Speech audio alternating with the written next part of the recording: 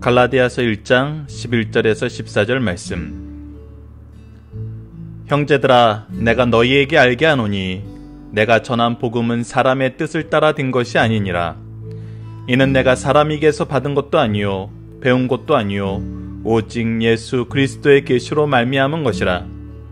내가 이전에 유대교에 있을 때 행한 일을 너희가 들었거니와 하나님의 교회를 심히 박해하여 멸하고 내가 내 동족 중 여러 영갑자보다 유대교를 지나치게 믿어 내 조상의 전통에 대하여 더욱 열심히 있었으나. 아멘.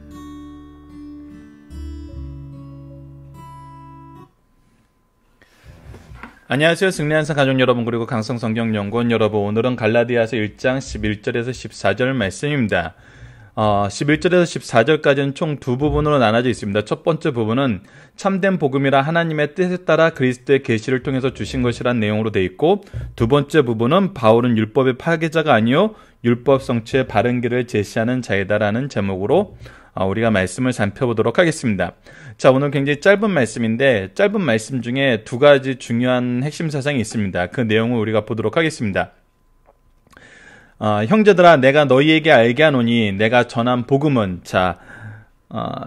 바울이 어제 말씀을 통해서 우리가 무엇을 확인했냐면, 바울은 하나님을 기쁘게 하시는 하나님의 종이었어요. 하나님의 뜻을 따르는 사람이었어요. 그리고 하나님의 뜻은 누구를 전하는 거였냐면 그리스도의 복음을 전하는 거였어요. 즉 하나님의 구속의 역사를 전하는 거였어요. 이것은 하나님께로부터 나온 거예요. 근데 이것에 대해서 반대하는 사람, 다른 복음을 전하는 사람은 지금 누구의 복음을 전하고 있냐면, 누구의 뜻에 따라서 나온 것을 전하고 있냐면 바로 사람의 뜻을 따라 나온 것을 전하고 있어요. 그래서 우리에게 분명하게 가르쳐주는 건 뭐냐면, 우리에게 분명하게 알게 하는 것은 뭐냐면, 그가 전한 복음은 사람의 뜻을 따라 된 것이 아니라는 것이에요. 오직 누구에게요? 내가 사람에게 받은 것도 아니요 배운 것도 아니요 오직 예수 그리스도의 계시로 말미암은 것이니라. 자, 이 부분을 우리가 볼 때 굉장히 중요한 몇 가지 사실을 봐야 돼요. 우리가 사도 바울의 사도성에 대해서 얘기를 할 때, 사도란 누구냐 했을 때 예수님께 직접 배운 사람, 예수 그리스도의 부활의 증거를 본 사람, 몇 가지를 우리가 제시를 하고 있어요. 근데 사도 바울 같은 경우는 분명히 원사도들하고 다르게 예수님과 함께 공생애를 같이 지내진 않았어요. 그러나 예수님께서 사도 바울을 어떤 사람으로 준비해 놨는지를 사도행전에서 분명히 제시해주고 있는데, 그것은 뭐냐면 이방인을 위한 사도로 예수님께서 준비하셨다는 거예요. 자, 그렇다면 우리가 하나님의 주권적 역사의 범위를 어떻게 봐야 될까요? 자, 예수님의 제자들은 당대에 무시당하고 배우지 못한 것으로 알고 있던 어부든지 아니면 세리든지 이런 사들이 많이 있었어요. 근데 그들에게 하나님의 말씀을 전하면서 하나님의 뜻을 전하고, 더군다나 예수님이 어떻게 사역하시는지를 통해서 예수님이 얼마나 진실하게 하나님의 사역을 전했는지, 하나님의 말씀대로 예수님의 사역을 완성하셨는지를 볼 수 있게 하셨어요. 우리가 계시의존 신앙이라고 이번에 갈라디아서 시작하면서 계속 강조했던 내용처럼 예수님은 성경대로 나시고 사시고 죽으시고 장사되시고 부활하시고 승천하시고 성경대로 다시 오세요. 즉 예수님은 하나님의 말씀대로, 하나님의 뜻대로 우리의 구원을 이루셨어요. 그러니까 하나님께서 계획하신 그대로 하셨어요. 그것을 사도들이 보면서 증거하면서 결국 우리가 갈라디아서 전반부에서 나타났던 게 뭐예요? 예수님이 그렇게 사신 것처럼 원사도들에게도 어떻게 살 것을 가르쳐줘요? 하나님의 뜻대로 살 것을 가르쳐줘요. 자, 그런데 하나님의 뜻대로 살 것을 가르쳐줄 때 우리로 하여금 보게 만드는 게 뭐냐면 하나님의 구속의 역사예요. 하나님께서 구원을 계획하시고 예수님을 통해서 성취하시고 성령님을 통해서 적용하세요. 근데 이것이 우리에게 잘 전해지기 위해서 하나님은 어떻게 하시냐면 항상 먼저 준비하세요. 그리고 함께 하세요. 그리고 적용해 주세요. 결과를 책임져 주시는 것이죠. 이것이 성경 안에서 구속사를 이룰 때, 그의 종들을 택할 때 하나님께서 취하신 방법이에요. 자, 이런 면에서 사도 바울과 원사도들의 차이는 어디에 있을까요? 물론 예수님과 공생애를 지내냐 지내지 않느냐에서는 분명히 큰 차이가 있어요. 근데 뭐에서는 차이가 없어요. 하나님의 준비하심 속에서 택함을 받았다는 건 차이가 없어요. 하나님께서, 예수님께서 주권적으로 제자들을 부르셨어요.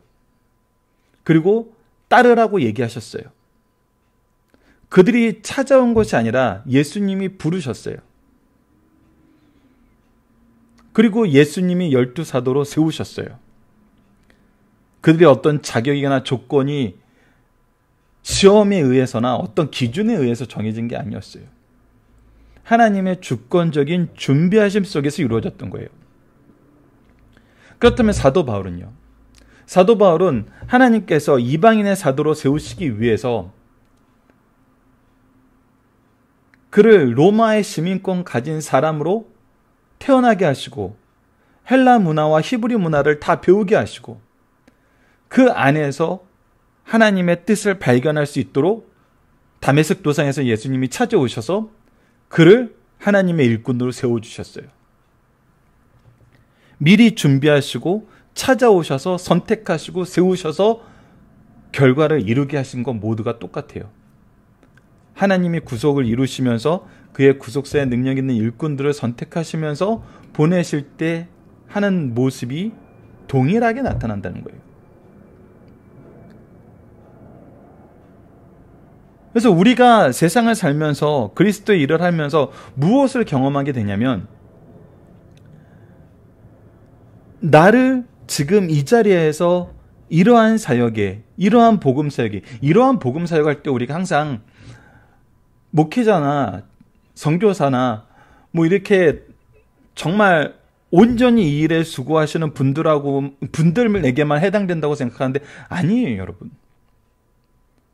하나님이 나에게 결혼하게 하시고 이 가정 안에서 나에게 자녀를 주시고 또 나에게 교회를 주시고 나보다 먼저 교회를 준비하셔서 이 교회 안에서 하나님을 알게 하시고 이곳에서 양육받게 하시고 이곳에서 또 우리가 가르치게 하시고 이곳에서 각자의 주신 달란트대로 하나됨으로 나가게 하신 것, 이것은 모두 하나님의 준비하심 속에서 이루어진 것이고, 이 준비하심의 은혜는 필연적으로 무엇을 하게 만드시냐면 이 은혜를 가지고 전하게 만드세요. 그것이 하나님의 구속의 역사예요. 그것이 신적 기관인 가정과 교회에서 이루어지는 일이에요. 그렇기 때문에 우리가 안고 서는 것, 나아가고 멈추는 것, 이 모든 것이 누구의 주권 안에 있어요? 하나님의 주권 안에 있어요. 하나님의 주권 안에서 우리는 하나님의 말씀에 순종하는 삶을 살아요. 그것이 바로 우리가 계시 의존 신앙을 사는 모습이에요. 사도 바울은 이제 뭐라고 얘기해요? 이는 내가 사람에게서 받은 것도 아니요 배운 것도 아니요. 왜? 물론 사람을 통해서 베품을 받고 사람을 통해서 말씀을 배웠어요. 근데 이 모든 것이 누구의 준비하심 안에 있었다는 거예요? 하나님의 준비하심 안에 있었다는 거예요.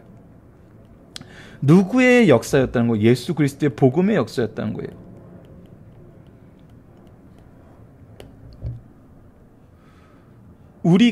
우리에게 자격이 되는 것은 오직 하나님의 주권적인 선택하심과 주권적인 역사가 우리의 자격 증거가 돼요. 이것은 창세기에서 사람을 하나님의 형상으로 만드셨다는, 하나님의 형상으로 만드셨다는 그것이 우리가 이 세상의 주권자로 세워진 하나님의 증표인 것처럼, 우리에게 이 구속사의 능력을 주시는 하나님의 역사, 그리스도의 이 복음의 역사야말로 우리에게 증거가 되고 우리가 나아가야 될 길이고 우리가 전해야 될 그 내용이에요.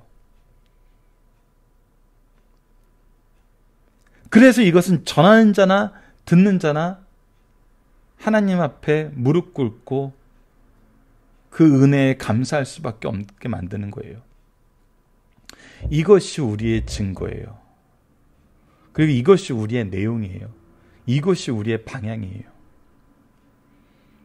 내가 지금 얻은 모든 은혜의 능력, 은혜의 충만함은 바로 하나님의 준비하심 속에서, 하나님의 동행하심 속에서 하나님께서 나로 이루시고자 하시는 그 복음을 위해서 주신 것임을 우리가 고백하게 돼요. 그리고 다메섹 도상에서 사도 바울은 그것을 예수님의 메시아성, 신성을 보고 깨달았어요. 그래서 13절에서 14절까지 말씀처럼 얘기할 수 있습니다. 내가 이전에 유대교에 있을 때, 자, 이 유대교라는 표현을 많은 학자들은 굉장히 중요하게 생각해요. 이것이 하나님의 말씀을 열심히 연구하고 열심히 실천하는 그런 모습으로 보는 것이 아니라, 우리가 오늘 묵상하기 위해서도 보고 이제 적용하기 위해서도 보겠지만, 항상 제시되는 로마서 10장 2절로 3절 말씀을 굉장히 자주 제시할 수밖에 없습니다. 이 갈라디아서에서는 하나님의 아는 지식에서 된 것이 아니라 자신들의 열정은 있었으나 자기들의 지식으로 자기들의 의를 세웠던 그런 모습을 바로 유대교라고 표현한다고 얘기를 하고 있어요. 즉 하나님의 뜻에 대한 것이 아니라 자기들의 뜻에 의해서 변형된 하나님의 말씀을 전하는 것이거든요. 이것을 가장 많이 고쳐주신 분이 누구였어요? 바로 예수님이셨어요. 우리가 지난 고난주간 동안 여러분들께 제시되드렸던 그 마가복음 말씀에 7가지 설교 내용을 보면은 그들이 잘못 알고 있는 말씀에 대한 적용과 말씀에 대한 해석에 대해서 예수님께서는 다 이것을 해결해 주셨어요. 이것을 바로 해석해 주셨어요. 그래서 하나님의 뜻이 무엇인지, 왜 예수님이 메시아이신지를 분명히 드러내 보이셨어요. 근데 유대교 사람들은 어떻게 했어요? 예수님을 자기네들의 기준에 의해서 받아들일 수 없었어요. 그래서 그런 받아들일 수 없는 상황에 바울 자신도 있었어요. 그래서 내가 이전에 유대교에 있을 때 행한 일을 너희가 들었거니와, 그가 뭘 했어요? 교회를 열심히 핍박하는 자였어요. 열심히 핍박하고 이것을 멈추지 않는 자였어요. 하나님의 교회를 심히 박해하고 멸하고 진멸하려고 했어요. 이것은 진멸되는 것이 당연하다고 생각했어요. 이 당연하다고 생각하는 이유가 뭐예요? 내가 내 동족 중 여러 영갑자보다 유대교를 지나치게 믿어. 이런 결론을 내렸던 이유는 뭐냐면 내가 유대교를 지나치게 믿었기 때문이에요. 이것이 진리라고 생각했기 때문이에요. 내 조상의 전통에 대해 더욱 열심히 있었으나, 자, 이 부분에 대해서 우리가 살펴보기 정답 3번 문제에서도 이제 레퍼런스 말씀을 드렸는데, 우리가 2가지 성경 말씀을 봐야 됩니다.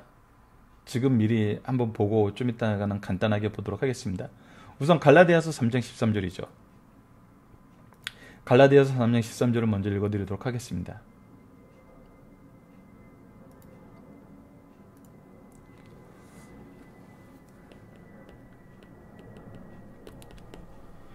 그리스도께서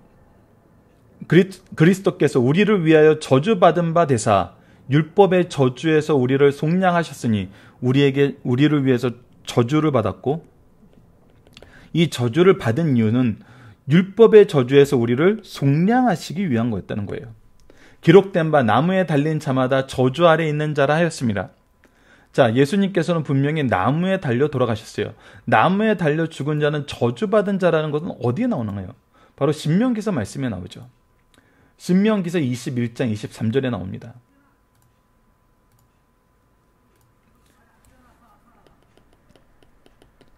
신명기 21장 23절을 보면은 그 시체를 나무에 밤새도록 두지 말고 그 날에 장사하여 내 하나님 여호와께서 내게 기업으로 주는 땅을 더럽히지 말라. 나무에 달린 자는 하나님께 저주받았음이니라. 자, 하나님께 저주받은 자가 바로 나무에 달려 죽은 자였어요. 이것뿐만 아니라 유대교적인 관점에서 봤을 때 예수님의 말씀을, 중요한 표현입니다. 유대교적인 관점에서 봤을 때 성경적인 거라는 걸 우리가 이번 주에 계속 강조하는 거죠. 구속사적인 측면에서 보는 거예요. 언약 신학적인 측면에서 보는 거예요. 이렇게 보지 않고 이 구속사적인 측면이 아니라 자신들이 세운 유대교적인 측면에서 봤을 때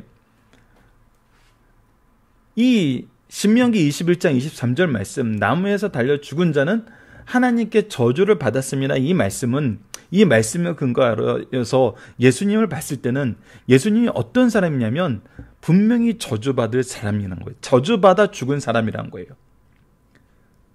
그리고 유대교의 핵심인 성경과 말씀, 이거에 대해서 예수님은 유대교적인 관점에서 봤을 땐 이해할 수 없는 말씀을 하셨다는 거예요. 구속사적인 관점에서 보지 않고 유대교적인 관점에서 봤을 때 이 성전을 헐라 그럼 내가 3일 만에 다시 세우리라. 이것은 우리가 정치인들 싸우는 거 보면 알겠지만 이 단어 하나 가지고 이제 꼬투리 잡는 것처럼, 야, 성전을 헐라고? 어떻게 유대인인 사람이 성전을 헐라고 얘기할 수가 있어? 이것은 하나님의 임재가 약속된 것이고 하나님이 우리에게 같이 함께 하겠다고 정하신 곳인데, 이것은 우리 민족의 특징이고 이 유대교의 성지인데, 그 말씀에 대해서 내가 새 계명을 주노니 하면서 뭐야? 그러면 이전 말씀은 잘못됐다는 거야? 네가 하나님이야? 이렇게 해석할 수 있는 일이 많이 있었는데, 그들의 입장에서 볼 때, 유대교의 입장에서 볼 때. 근데 우리가 구속사적인 관점에서 볼 땐 뭐예요? 성전은 예수님의 모형이었고 말씀은 예수님이었어요. 요한복음에서 우리가 분명히 나타나는 것처럼.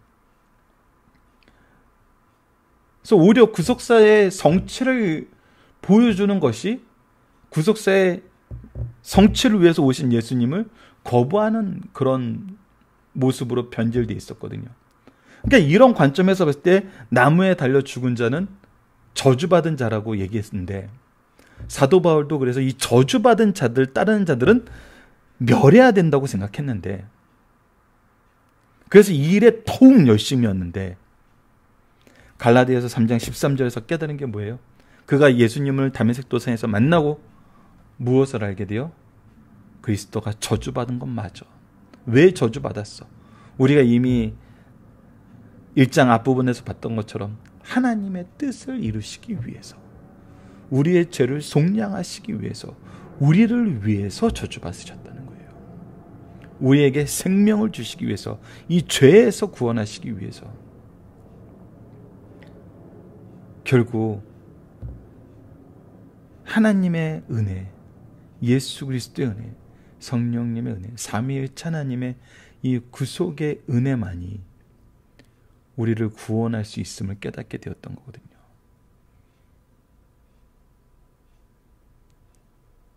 그러나 바울도 예전에 이 유대교에 있을 때는 이것을 보지 못했었어요.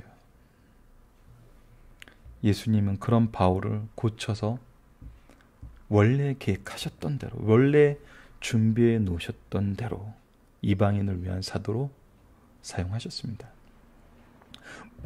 본문 묵상을 보도록 하겠습니다. 바울은 그가 전하는 복음이 누구에게서 나왔음을 말하느냐? 예, 오직 예수 그리스도. 오직 예수 그리스도라는 건 여러분 조금 전에도 얘기했지만 다메섹 도상에서 잠깐 만나서 얘기했던 그거를 얘기하고 끝나는 것이 아니에요. 우리가 이미 여러 학자들에 의해서 사도 바울이 얼마나 성령의 인도하심을 받았고, 그가 정말 요한 사도처럼 천국을 보고 왔다고도 해석하는 분들이 굉장히 많아요. 근데 이 예수 그리스도의 계시로 말미암았다고 했을 때 이 원사도들처럼 예수님과 공생의 기간을 같이 지냈냐 안 지냈냐, 그래서 이 내용을 아느냐 모르냐, 이거에서 끝내는 게 아니라 하나님의 준비하심 속에서.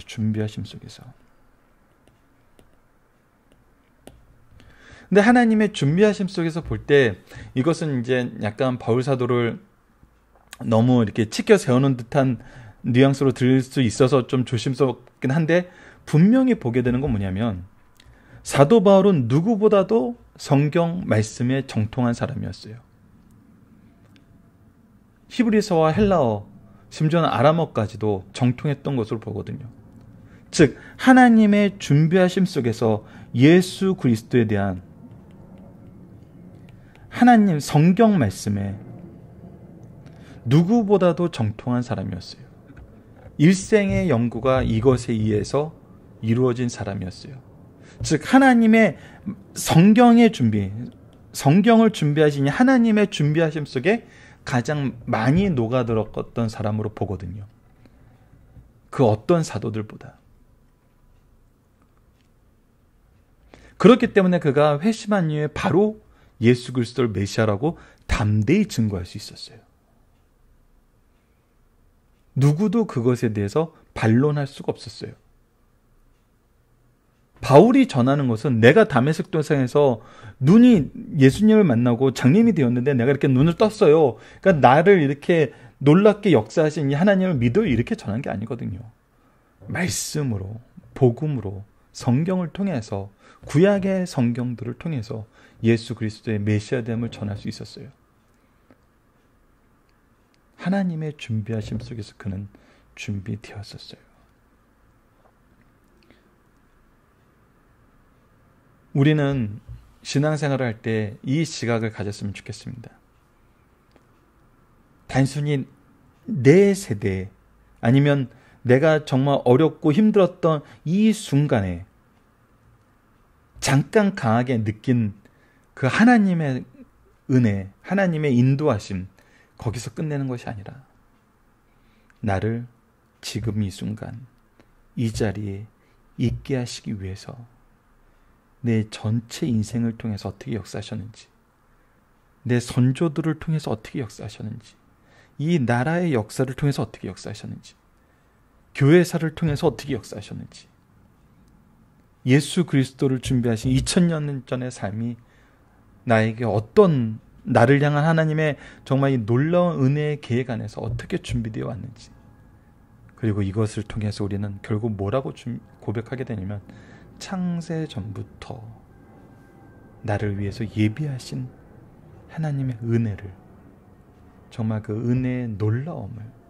충만함을 우리가 바라보게 될 때 이 하나님의 준비하심의 놀라움이 정말 우리의 삶을 변화시키고 우리의 믿음에 대한 확신과 능력을, 역사를 허락해 줌을 우리가 보게 됩니다. 그리고 우리가 나아가는 발걸음이 분명한 발걸음임을, 하나님과 동행하는 발걸음이 반드시 승리하는 삶을 우리에게 선물함을, 우리의 승리를 약속하신 그 언약에 근거한 발걸음임을 우리가 알고 멈추지 않게 되는 것입니다. 자, 복음을 접하기 전에 바울의 모습은 어땠나요? 유대교에 빠져서 하나님의 교회를 심히 박해하고 멸하려고 그랬고, 멸하였고, 그 조상의 전통에 대해서 더욱 열심히 있었어요. 그러나 분명히 로마서 10장 2절로 3절에서 분명히 얘기하지만 이것을 하나님을 아는 지식이 없는 모습이었어요. 그래서 그 누구보다도 하나님을 아는 지식을 잘 전했던 사람이 바로 사도 바울이 되었던 것입니다.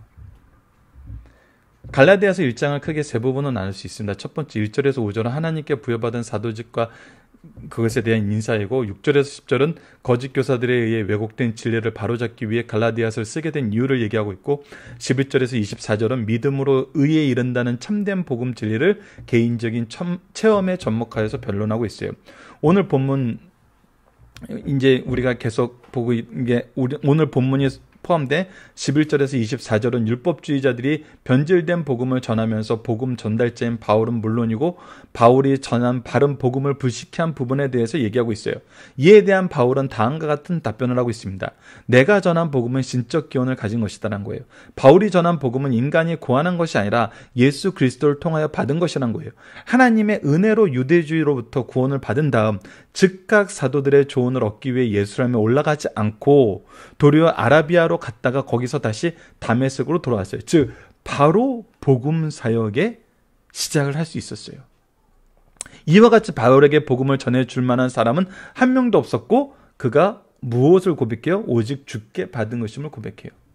그리고 이 복음의 내용은 하나님의 준비하심 속에서 그가 교육을 통해서 삶을 통해서 이미 가지고 있었고 그 복음의 잘못된 내용을 고쳐주신 분이 바로 예수님이었고 이 잘못된 부분이 고침을 받자 그는 그 누구보다도 능력 있게 말씀을 전할 수 있는 사람이었어요. 자, 18절에서 24절은 나의 변화는 인간적인 것이 아니라 신적인 것이라는 것에 중점을 두고 있어요. 바울의 회심 후 예루살렘 방문은 3년 만에 이루어졌어요. 방문 기간도 매우 짧은 15일간이며 방문 목적도 사도들과 교제를 가지려는 것이었지 결코 복음을 받으려는 것이 아니었어요. 그러니까 배움을 받으러 간 것이 아니라 교제를 통해서 서로의 복음을 확인하고 증거하고 이것을 선언하기 위한 거였어요. 그 후 다른 사도들을 더 만나지 않았어요. 바울의 회개의 소식은 유대에 있는 성도들에게 퍼지게 되었고 그 소식을 들은 성도들은 바울을 인하여 하나님께 영광을 돌렸어요. 동시에 무엇도 받았어요. 더 많은 핍박도 받았어요. 지금 여러분들 이 갈라디아 말씀에서도 보게 되지만 바울은 두 군데에서 핍박을 당했어요. 안팎으로 핍박을 당했어요. 뭡니까? 첫 번째는 유대교인들에게 핍박을 받았어요. 왜? 그들 입장에서는 바울은 배신자라는 거예요. 두 번째, 내적으로 바울이 전하는 복음에 다른 복음을 전하는 교회 내에 다른 교회 내 세력에게도 공격을 받았어요. 참 안타까운 것은 바울이라는 그런 존재가, 그런 배경이, 교회를 공격했던 배경이 교회를 안에서 공격하는 사람들에게 너무나 좋은 손쉬운 공격의 제목이 되었다는 거예요. 그러나 성경을 통해서 우리가 알게 되는 것은 무엇입니까? 복음이 복음으로 선포될 때 거짓된 것은 구별하고 물리칠 수 있다는 거거든요.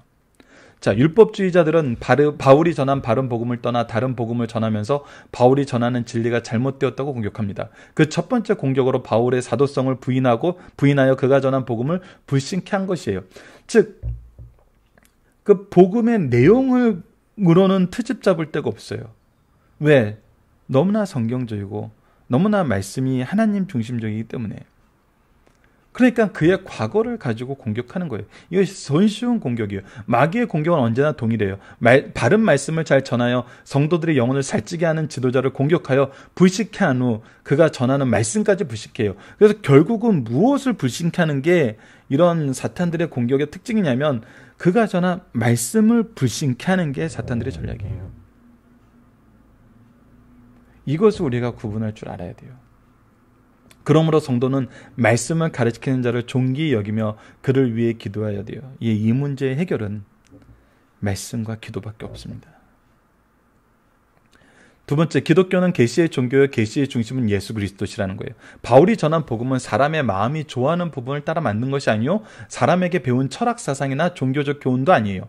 사람들의 전통 속에서 정리된 것이 아닙니다. 오직 그리스도의 계시로 말미암은 것이에요. 이것이 유대교와 기독교의 차이예요. 이 계시의 중심은 그리스도십니다. 그러므로 기독교에서 믿는다는 말은 예수를 믿는다는 것이요, 예수를 믿는다는 것은 예수 그리스도의 계시를 따라 믿는다는 것입니다. 여기서 타 종교와 다른 점은 불교는 석가모니를 믿는다기보다는 그의 교훈을 따르는데 기독교는 예수의 교훈보다 예수를 믿는 거예요. 왜? 이분을 통해서 구속사가 성취되었기 때문에.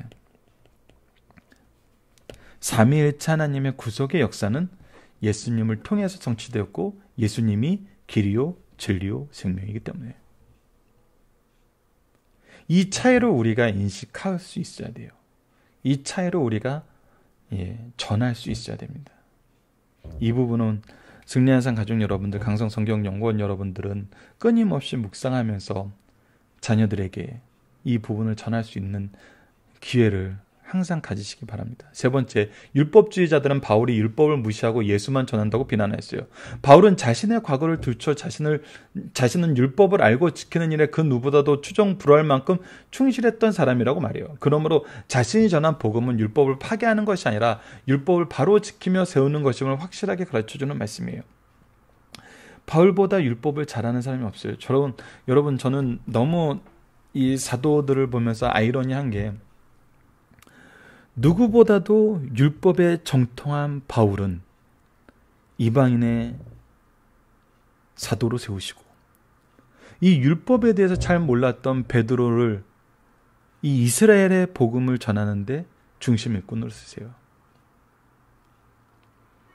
하나님이 하시는 일은 정말 하나님이 하시는구나라고 인정할 수밖에 없게 만드세요. 참, 그러면서 보면은, 여러분들 결국에 보면은 그들의 복음의 영역이 어떻게 되는 걸 볼 수 있어요. 베드로가 이스라엘 민족에게만 복음을 전합니까? 아니죠. 베드로 전후서를 통해서 우리가 복음을 보고 있고, 그는 이방 지역에서도 복음의 사역을 했습니다.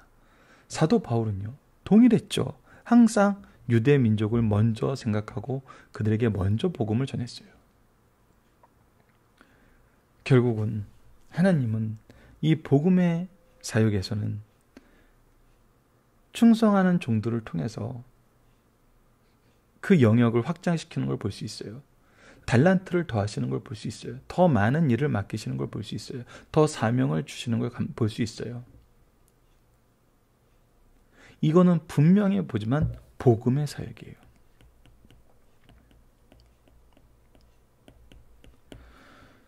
여러분들, 누가 정말 참된 스승이고 정말 누가 우리가 신뢰할 스승인지 이 복음의 사역에서 이것은 분명하게 나타납니다. 말씀을 위한 수고가 더 확장되는 사람이 바로 우리의 스승이 되어야 되죠. 말씀에 대한 부분은 점점 사라지면서 다른 일에 수고를 아끼지 않는다면은,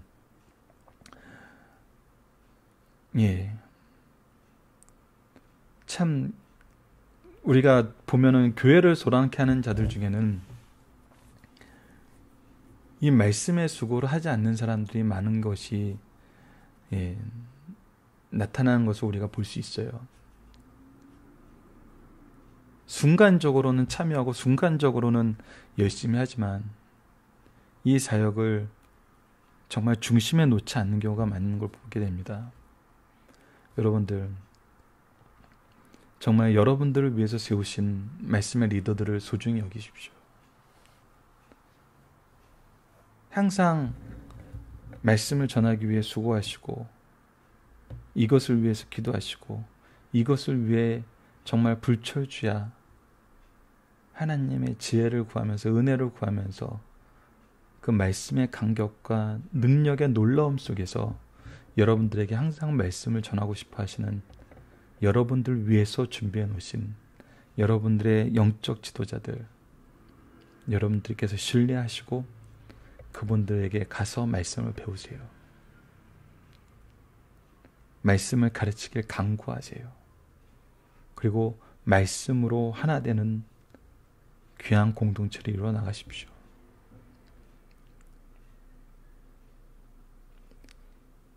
이디오피아 내시가 지나가다가 빌립 지사를 만나서 복음에 대해서 물어볼 때 아는 사람, 가르쳐주는 사람이 없는데 어찌 알겠느냐 했을 때 바로 그를 청하여 말씀을 듣는 모습처럼 여러분들께서 잘 모르시는 거, 알기 어려운 거,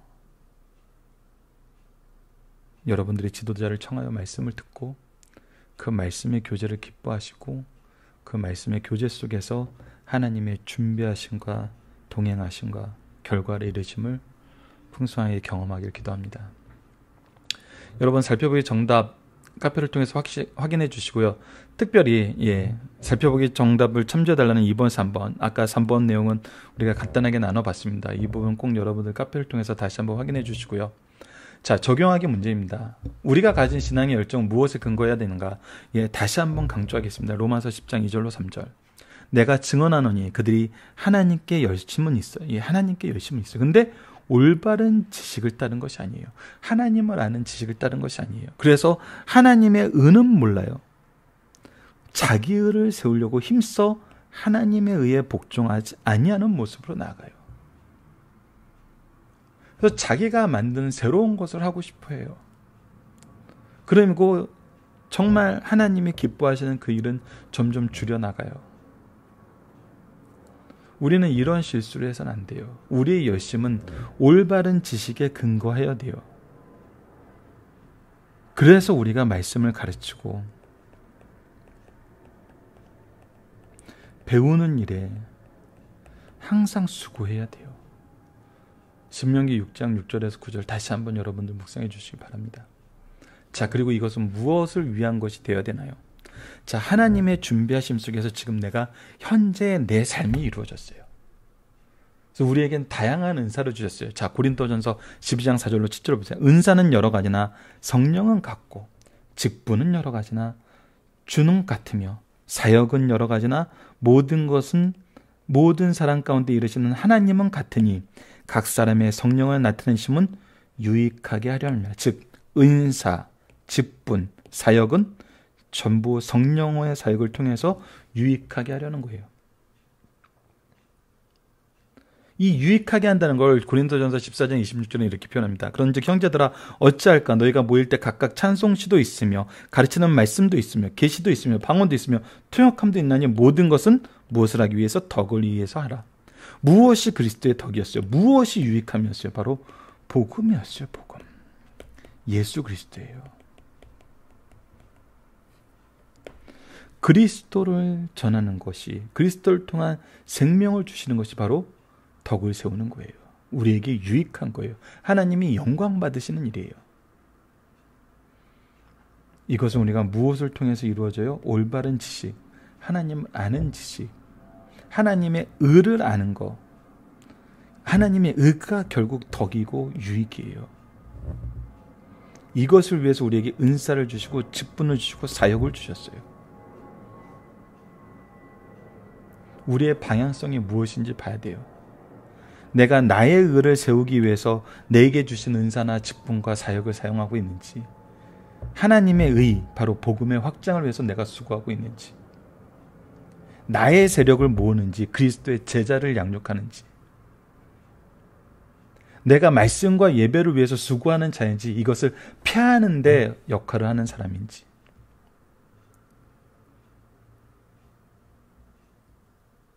우리가 사람을 보고 신앙생활하고 사람을 보고 일을 하는지, 아니면 하나님의 영광을 위해서 일하는지. 우리가 하나님의 영광을 위해서 일한 데는 사도 바울이 고백했던 것처럼 그가 달려갈 길을 다 가기 전에는 이 수고를 멈출 수가 없어요. 그래서 그리스도인들의 특징이 끝까지거든요. 끝까지. 끝날까지. 왜? 이것은 하나님의 임재 앞에서 하나님의 능력에 의해서 이루어지는 것이기 때문에, 내가 하는 것이 아니라 하나님이 이끄시는 것이기 때문에, 이것이 바로 우리가 경험하고 우리가 누리고 우리가 나누는 하나님이 주시는 특권인 것입니다. 자, 우리를 향한 하나님의 계획은 우리를 어떻게 확인하고 경험하나요? 예. 바로 이것을 전함으로, 이것을 나눔으로, 이것을 계승하게 함으로 그리스도의 덕,